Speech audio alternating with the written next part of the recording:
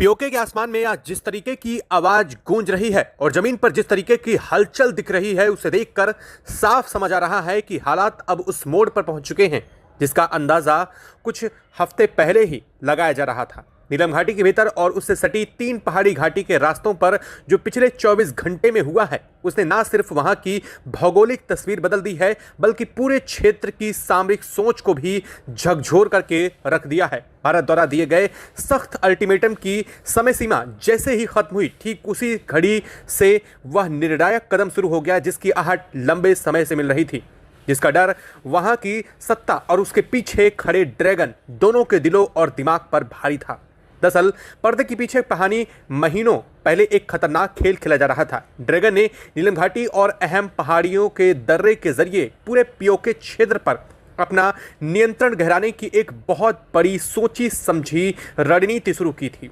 योजना ये थी कि इन 3 मार्गों के जरिए लॉजिस्टिक कॉरिडोर तैयार किए जाएंगे, जिनके सहारे न सिर्फ टैंकों और बख्तरबंद गाड़ियों को आगे ले जा सकेगा, बल्कि आर्टिलरीज और मिसाइल सिस्टम की फॉरवर्ड डिप्लॉयमेंट भी की जा सके। इस पूरे गेम प्लान का लक्ष्य था पीओके को एक तरह से युद्ध का मंच बनाना, जहां से भारत के खिलाफ बड़े स्तर पर थ्रेट तैयार किए जा सके और फिर एक्सरसाइज के नाम पर की जा रही तैयारियों को किसी भी वक्त असली सैन्य कार्रवाई में बदला जा सके। ड्रैगन और वहां की सत्ता ने मिलकर के संयुक्त सैन्य अभ्यास की आड़ में न सिर्फ अपने सैनिकों का जमावड़ा बढ़ाना शुरू कर दिया, बल्कि घाटियों में अस्थायी एयर स्ट्रिप जैसे ढांचे भी बनाने की कोशिश की, ताकि अचानक किसी भी दिन फाइटर जेट के सपोर्ट या भारी स्वार्म ड्रोन के जरिए भारत पर दबाव बनाया जा सके। भारत की खुफिया एजेंसियों ने काफी पहले से इस पूरे खेल को बारीकी से पकड़ना शुरू कर दिया था। Drone surveillance systems, satellite system से ली गई हाई रेजोल्यूशन इमेज और इंटरकॉपरेटेड कम्युनिकेशन और ग्राउंड सोर्स से मिले इनपुट्स के बाद एक के बाद एक सभी चीजों की परतें खुलनी शुरू हो गई। नीलम घाटी के किनारों पर अचानक बढ़ते टैंकों के निशान, 3 पहाड़ी रास्तों के मुहाने पर बने बंकर, भारी हथियार को छिपाने के लिए कैमोफ्लेज नेट के नीचे खड़ी की जा रही सेल्फ प्रोपेल्ड गन, इन सब ने भारत को साफ संकेत दे दिया कि यह कोई सामान्य मूवमेंट नहीं थी, बल्कि बड़े थ्रेट की तैयारी चल रही थी। दिल्ली की रणनीतिक बैठकों में साफ हो गया कि अगर अभी इस साजिश को जड़ से नहीं काटा गया तो आने वाले महीने में पीओके भारत के लिए एक और खतरनाक लॉन्च पैड बन रहा था। इसी पृष्ठभूमि ने भारत ने वहां 24 घंटे सख्त अल्टीमेटम दिया, जिसका जिक्र अब पूरी दुनिया में इस वक्त हो रहा है। भारत ने साफ शब्दों में कह दिया था कि नीलम घाटी और 3 पहाड़ी मार्गों पर सक्रिय टैंक रेजिमेंट को तुरंत पीछे हटाया जाए, भारी हथियारों को बफर क्षेत्र से बाहर किया जाए और संयुक्त सैन्य अभ्यास के नाम पर चल रही गतिविधि को ड्रैगन तत्काल प्रभाव से रोके। भारत ने यह भी स्पष्ट कर दिया था कि अगर तय सीमा के समय अंदर कोई ठोस कदम नहीं उठाया गया तो वह अपने सुरक्षा अधिकारों का उपयोग करते हुए सीधा और सख्त सैन्य जवाब देने के लिए एक पल भी नहीं लगाएगा। बहुत से लोगों को शायद उस समय यह लग रहा था कि यह केवल दबाव बनाने की कड़ी रणनीति है, लेकिन दिल्ली के भीतर बैठी सुरक्षा व्यवस्था जानती थी कि इस बार वापसी का कोई रास्ता नहीं छोड़ा जाएगा। समय सीमा खत्म होते ही स्थितियां आम स्क्रिप्ट्स की तरह साफ नहीं दिखी।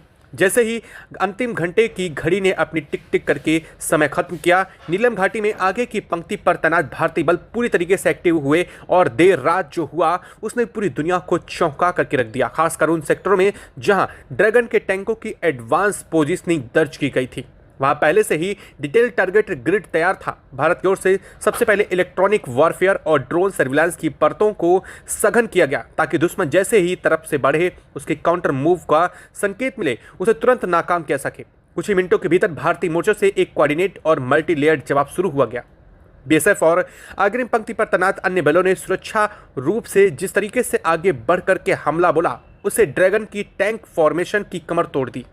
भारी टैंकों को बेहद सटीक एंटी टैंक गाइडेड मिसाइल और आर्टिलरी फायर के संगठित इस्तेमाल से निशाना बनाया गया। कई टैंकों को घाटी की ढलानों पर ही खाक कर दिया गया।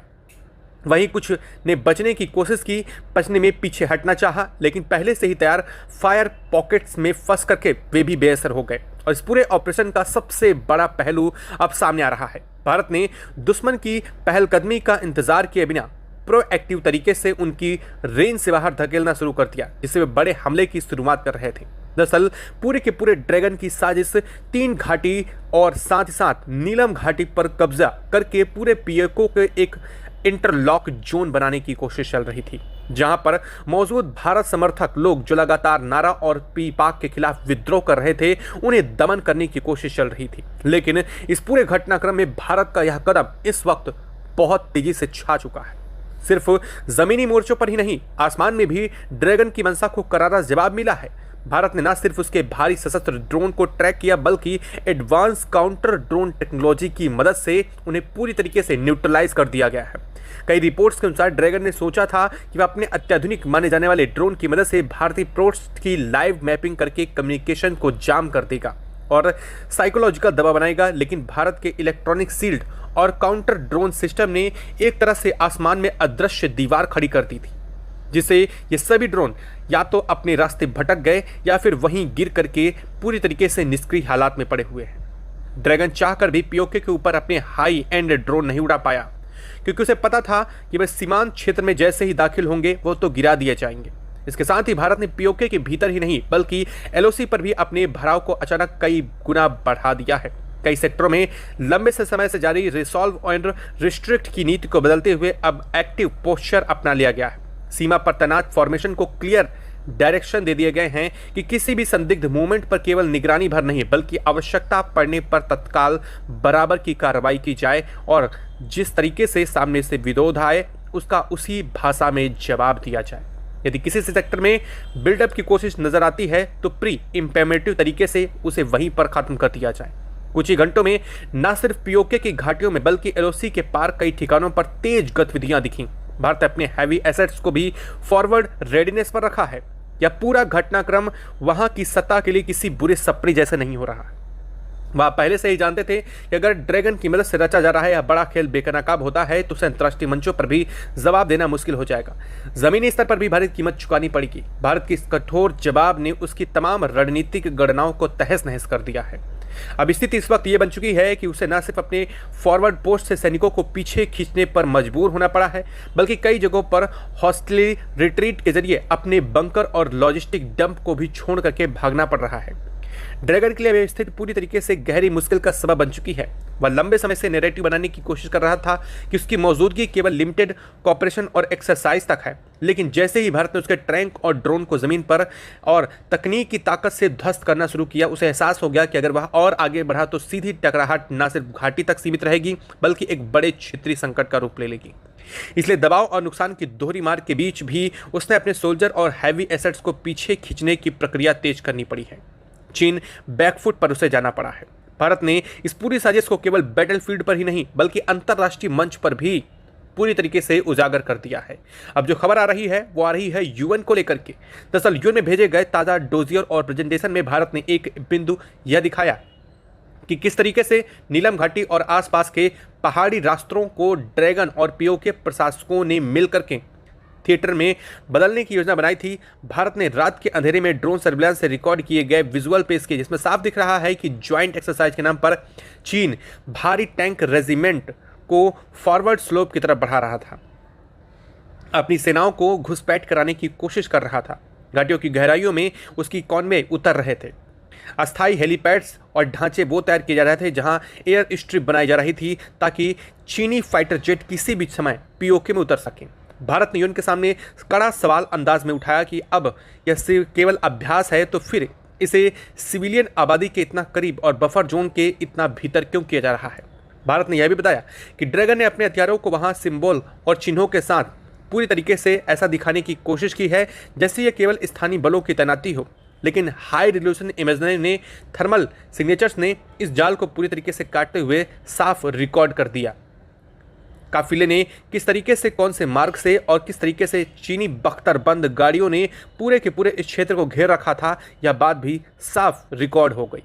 किस सेक्टर में कितनी फायर पोजीशन खोदी गई और यह डेटा इतना सटीक है कि तर्कसंगत था कि यूएन में बैठे कई देशों के प्रतिनिधि जो अब तक इस पूरे मामले को चुप रह करके तमाशा देख रहे थे, उन्हें भी अब मानना पड़ रहा है कि ड्रैगन की कहानी केवल आधा सच थी और आधा छुपा हुआ खेल यूएन के भीतर भारत ने यह रेखांकित किया कि पीओके जिस पर वहां की सत्ता ने अवैध कब्जा किया है वह मूल रूप से वास्तव में भारत का हिस्सा है और वह किसी तीसरे देश की सैन्य तैनाती न सिर्फ अंतर्राष्ट्रीय कानून के खिलाफ है बल्कि चीन अगर वहां पर घुसने की कोशिश करता है तो ज्वालामुखी के किनारे बैठ करके आग से खेलने वाली बात हो जाएगी। जिसने पहले ही 2 बार दुनिया को बड़े युद्ध की दहशत दिखाई है। भारत ने साफ कर दिया है कि वह सिर्फ शिकायत करने या बयान देने भर से संतुष्ट नहीं होगा। इसलिए उसने न सिर्फ विजुअल बल्कि रेडियो इंटरसेप्ट और ग्राउंड रिपोर्ट्स भी साझा कर दी हैं। किस तरीके से योजनाबद्ध तरीके से पूरा काम किया जा रहा था। इस पूरे खुलासे का सबसे बड़ा असर ये हुआ है कि यूएन के गलियारों में ड्रैगन की लॉबी एक्टिव होने के बावजूद कई देश जो अब तक तटस्थ रहने की कोशिश में थे, वो भी कहने लगे हैं कि पीओके में तीसरी ताकत चीन जैसे देशों की उपस्थिति को तत्काल प्रभाव से वापस लेना चाहिए।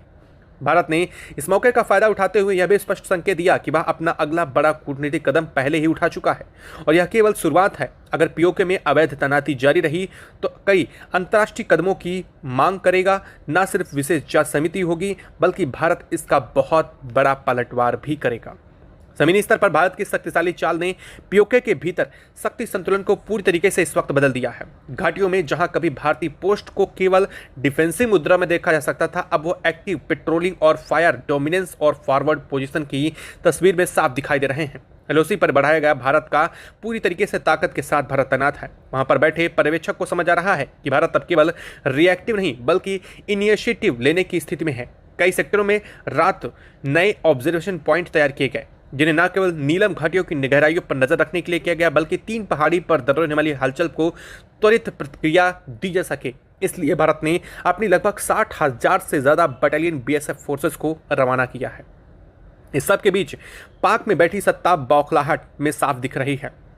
जगह जगह से रिपोर्ट सामने आ रही हैं। सैन्य ठिकानों पर हड़कंप मचा हुआ है। चीन के और पाक के बीच कई दौर की वार्ताएं हो चुकी हैं। हालात ऐसे बन चुके हैं कि पाक के अंदर सैन्य प्रमुख इस वक्त लगातार मीटिंग कर रहे हैं और किस तरीके से कम्युनिकेशन ब्लैकआउट की तैयारी चल रही है, यह सब कुछ देखा जा रहा है ताकि उनकी पीछे हटने की मजबूरी दुनिया के सामने जाहिर न हो सके।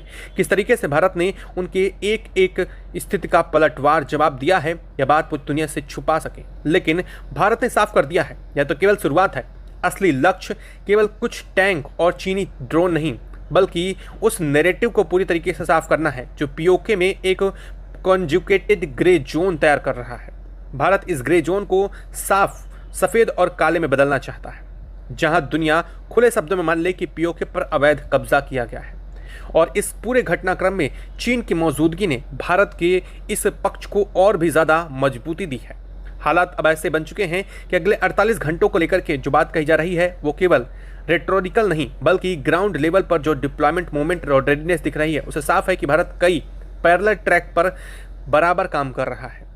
एक तरफ सीमा पर दबाव बनाए रखना ताकि विरोध पक्ष कोई भी साजिश न रच सके, दूसरी तरफ यूएन और अंतर्राष्ट्रीय मंच पर नैरेटिव को अपने पक्ष में मजबूती से स्थापित करना। ये भारत ने इस वक्त अपना सबसे बड़ा कदम रखा है।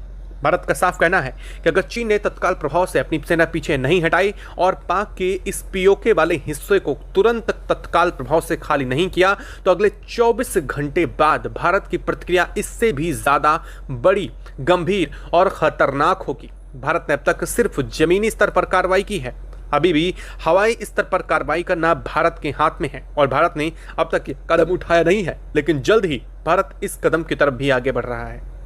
और इस पूरे घटनाक्रम के बाद पाक ने अपने कई क्षेत्रों को रेड अलर्ट जारी कर दिया है। कहा जा रहा है कि पाक ने अपने कई पीओके स्थित क्षेत्रों को खाली भी करवाया है। वहां पर मौजूदा मंत्री पीओके छोड़ करके भाग चुके हैं। सेना की आर्म फोर्सेस को, सिविलियंस को भी पूरी तरीके से अलग करने की कोशिश की जा रही है, लेकिन वहां मौजूदा आबादी इस वक्त भारत के जयघोष के नारों से गूंज रही है। पीओके की घाटियों में भारत के नारे गूंज रहे हैं। लोग जिस तरीके से विरोध कर रहे हैं पाक का, एक बात तो साफ है कि आने वाले दिनों में पाक जल्द ही अपना पीओके अपने हाथ से गंवाने वाला है। अब कूटनीति के सबसे ऊंचे मंच तक पहुंच चुकी है।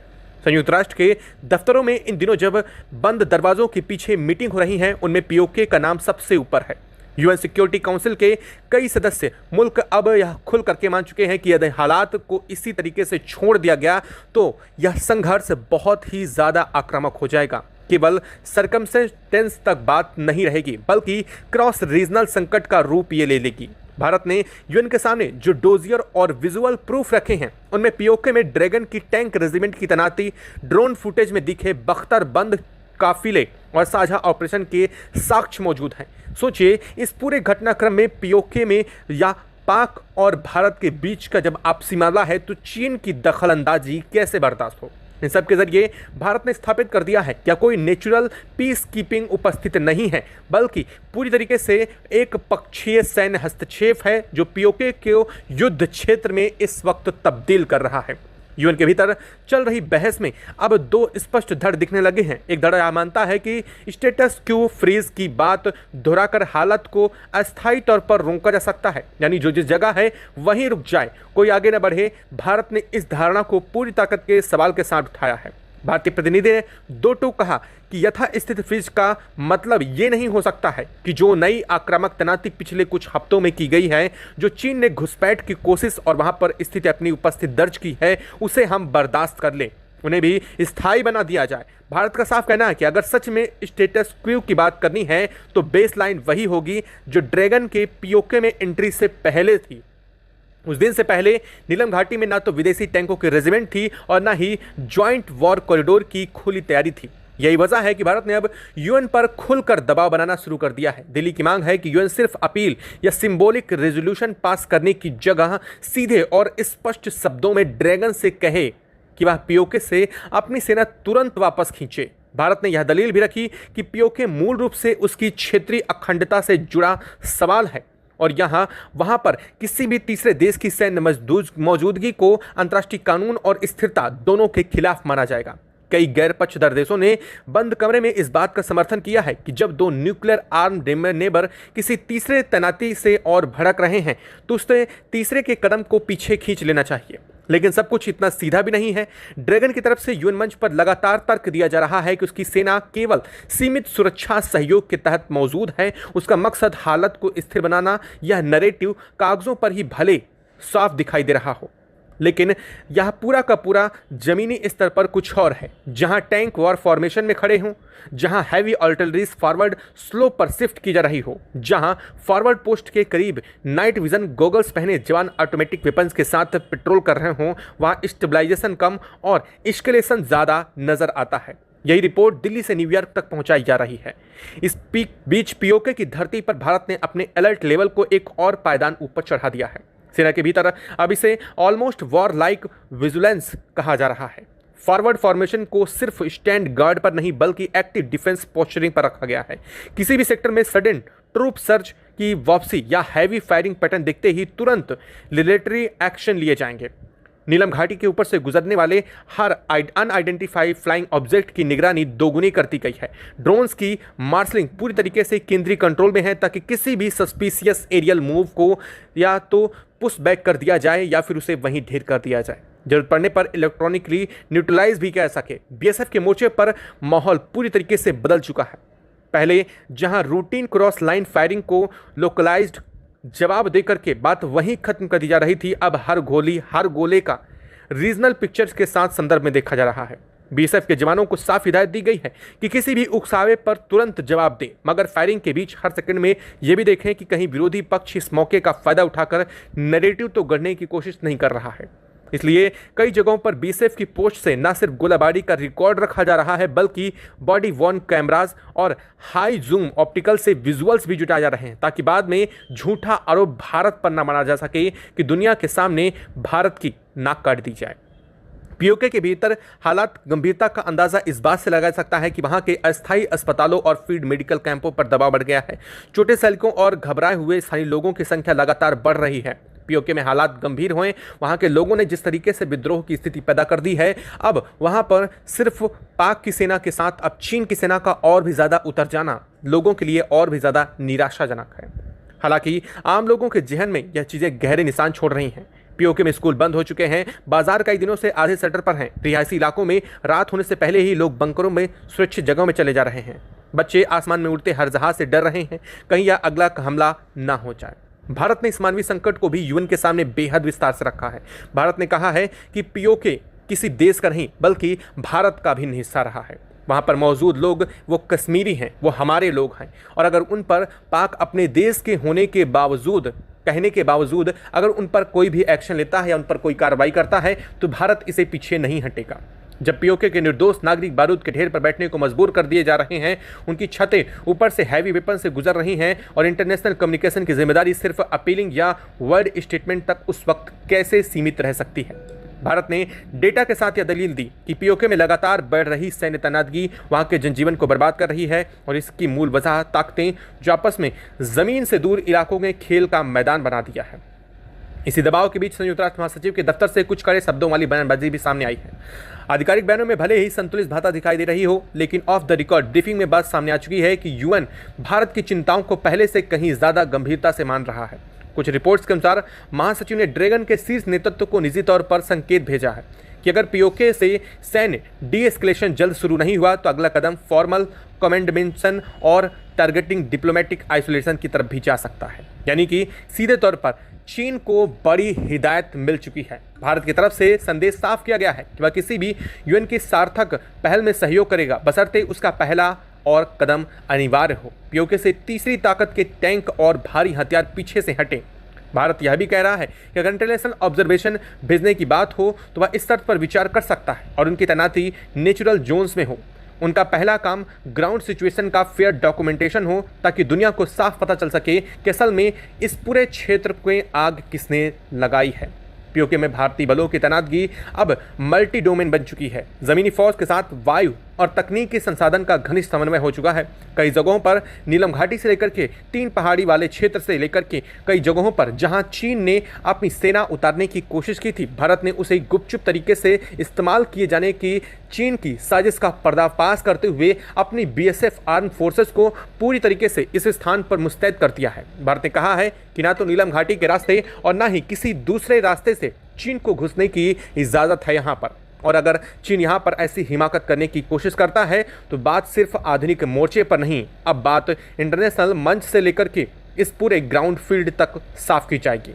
दूसरी तरफ से ये खबर सामने आ रही है कि ड्रैगन पीओके में अपनी इलेक्ट्रॉनिक वॉरफेयर कैपेबिलिटी क्वाइट को बढ़ा रहा है। रिपोर्ट्स का दावा है कि ड्रैगन और पाक मिलकर के बड़ा ऑपरेशन चला रहे हैं। हालांकि यह ऑपरेशन उन स्थानीय लोगों के ऊपर चलाया जा रहा है जो किसी तरीके से भी भारत के पक्ष में समर्थन कर रहे थे, भारत के पक्ष में नारेबाजी कर रहे थे। उन लोगों को निशाना करके, टारगेट करके उन्हें निशाना बनाया जा रहा है। इस पूरे घटनाक्रम के बीच में भारत ने साफ कर दिया है कि अगर इसी तरीके से निशाना बनाया जाता रहा तो यह स्थिति और भी तल्ख हो जाएगी। भारत के भीतर यह आवाज़ और तेज बुलंद हो रही है कि पीओके को लेकर के अब अधूरे कदम और नहीं चल सकते।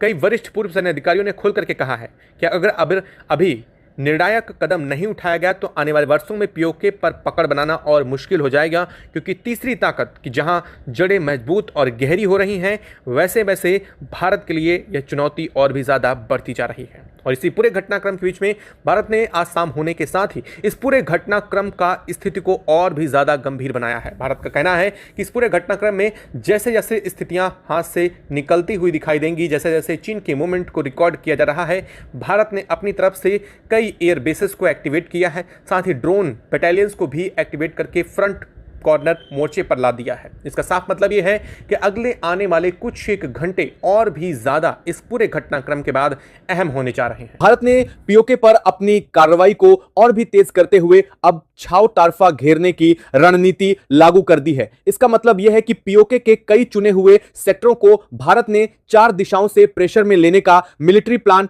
फुल स्पीड पर शुरू कर दिया है। एक तरफ नीलम घाटी बेल्ट से दबाव बनाया जा रहा है, दूसरी तरफ चैलमय घाटी और रौद्र सेक्टर से भी आगे की ओर बढ़त का माहौल तैयार किया जा रहा है। तीसरी दिशा से ड्रोन और एयर पावर के जरिए ऊपर से घेराबंदी की जा रही है, जबकि चौथी दिशा में इनडायरेक्ट फायर यानी तोपखाने और रॉकेट सिस्टम के माध्यम से सप्लाई लाइंस और कम्युनिकेशन नोड्स को निशाने पर लिया जा रहा है। यह चारों तरफ से कसता हुआ घेरा अब पीओके के सैन्य ढांचे पर सीधे असर डाल रहा है। भारतीय नेतृत्व की तरफ से मैसेज बेहद साफ है। भारत ने ताजा बयान में यह 2 टूक कह दिया है कि अगर ड्रैगन ने पीओके से अपनी फौज वापस नहीं खींची, अगर टैंक रेजिमेंट और बैटल ग्रुप वैसे ही डटे रहे, तो भारत की अगली कार्रवाई इससे भी ज्यादा बड़ी और भयावह। ये कोई खोखली धमकी नहीं, बल्कि जमीन पर उसकी तैयारियों का प्रतिबिंब है, क्योंकि इस वक्त भारत सिर्फ डिफेंसिव डिप्लॉयमेंट पर नहीं खड़ा, बल्कि कई मल्टीलेयर ऑफेंसिव विकल्प अपने पास रखकर चल रहा है। टॉप कमांडर्स ने साफ कर दिया है कि अगर हालात, भारत सिर्फ सेक्टर वाइज जवाब नहीं बल्कि पूरे फ्रंट पर ऐसी प्रहारक कार्रवाई कर सकता है जिसका असर पीओके के हर बड़े ठिकाने पर दिखेगा। कूटनीतिक मोर्चे पर भी भारत ने अब किसी तरह की झिझक छोड़े बिना सीधे निशाना साधा है। वैश्विक मंच पर भारत ने इस मुद्दे को पूरी ताकत के साथ उठाया है और वहां भी बिना किसी लाग लपेट के दूसरे पड़ोसी को बेनकाब किया है। अंतर्राष्ट्रीय फोरम्स में भारत के प्रतिनिधियों ने साफ साफ बताया है कि कैसे पीओके के स्थानीय नागरिकों पर पहले ड्रोन हमले किए गए, उन्हें प्रताड़ित किया गया। फिर जब भारत ने इंसानी हक और सुरक्षा के नाम पर दबाव बढ़ाया तो उसी से बौखलाकर वहां की सत्ता ने ड्रैगन को बुलाया और ज्वाइंट सैन्य कार्रवाई की कोशिशें शुरू की। भारत ने यह भी उजागर किया है कि पीओके की जमीन पर बैठकर उसके खिलाफ लगातार प्रॉक्सी वार छेड़ा गया, घुसपैठ करवाई गई, कैंप चलाए गए और अब जब भारत सीधी और खुली कार्रवाई के मोड में आया तो दुनिया के सिर्फ फैलाकर खुद को पीड़ित दिखाने की कोशिश की जा रही है। लेकिन इन कड़े खुलासों और अंतर्राष्ट्रीय एक्सपोजर के बाद भी दूसरी तरफ की हरकतें थमी नहीं हैं, बल्कि हालात और ज्यादा खतरनाक मोड़ पर पहुंच गए हैं। ताजा जानकारी यह है कि एलओसी पर क्रॉस बॉर्डर फायरिंग की एक और भड़काऊ कोशिश की गई।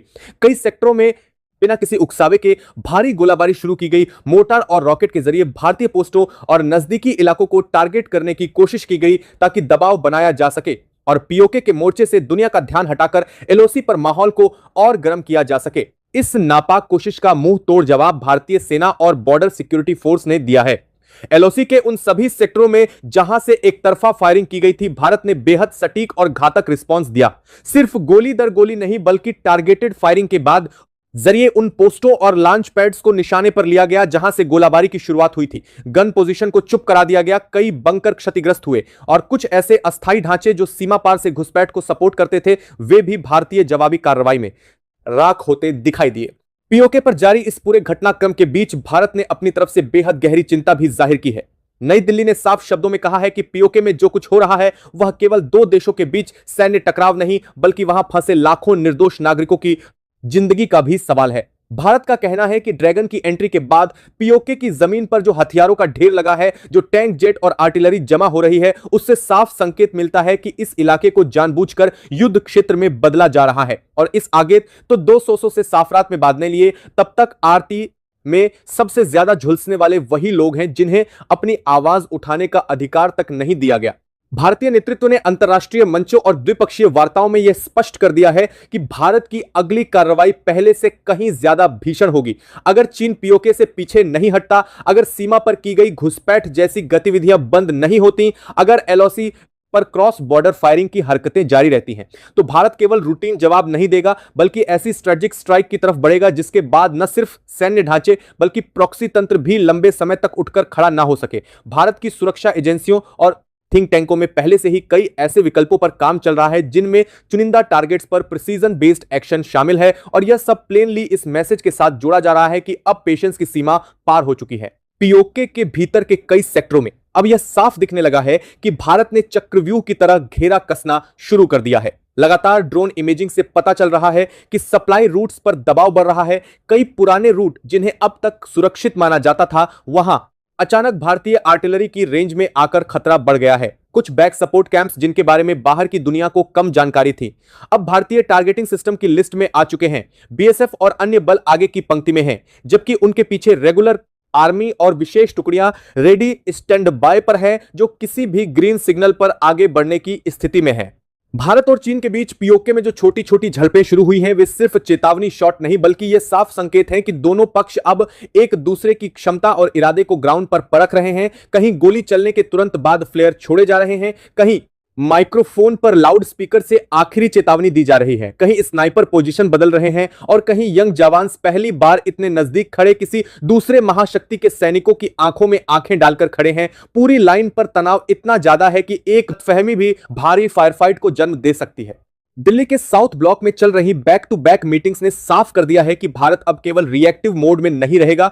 कई ऑप्शंस पर एक साथ काम हो रहा है जिसमें साइबर लेवल से लेकर कम्युनिकेशन, इंटरसेप्शन और हाई वैल्यू टारगेट्स पर फोकस्ड ऑपरेशन से तक सब कुछ शामिल है। नौसेना मोर्चे से लेकर वायुसेना के डीप स्ट्राइक ऑप्शंस तक की समीक्षा की जा चुकी है ताकि अगर हालात किसी भी दिशा में जाएं तो भारत के पास जवाब देने के कई रास्ते खुले रहें। घरेलू स्तर पर भी इस पूरे संकट ने जबरदस्त सियासी और जनभावना की लहर पैदा कर दी है। देश के अंदर यह आवाज बहुत मजबूत हो चुकी है कि पीओके को लेकर अब आधे कदम नहीं बल्कि फुल एंड फाइनल स्ट्रेटजी की जरूरत है। सोशल प्लेटफॉर्म से लेकर न्यूज़न के आम लोग यह पूछ रहे हैं कि जब पीओके के लोग खुद वहां के शासकों से तंग आकर भारत की तरफ देख रहे हैं, जब वहां खुलेआम ड्रैगन की सेना टैंक और जेट लेकर घूम रही है, तो ऐसे में भारत को और कितने सबूत चाहिए कि अब निर्णायक समय आ चुका है। भारतीय सरकार भले ही सार्वजनिक तौर पर हर कदम को सोच समझकर शब्दों में बांध रही हो, लेकिन भीतर की तैयारियां बताती हैं कि वह इस बार अधूरी लड़ाई नहीं चाहती। पीओके पर जारी हर नई रिपोर्ट, हर नया सैटेलाइट फ्रेम और हर इंटरसेप्ट इस बात की है कि ड्रैगन अपनी मौजूदगी कम करने के बजाय बढ़ाने में लगा है और दूसरी तरफ से भी प्रॉक्सी फायरिंग जारी है। ऐसे में भारत का वार्निंग मोड अब स्लोली स्टेडिली अल्टीमेटम मोड में बदलता नजर आ रहा है।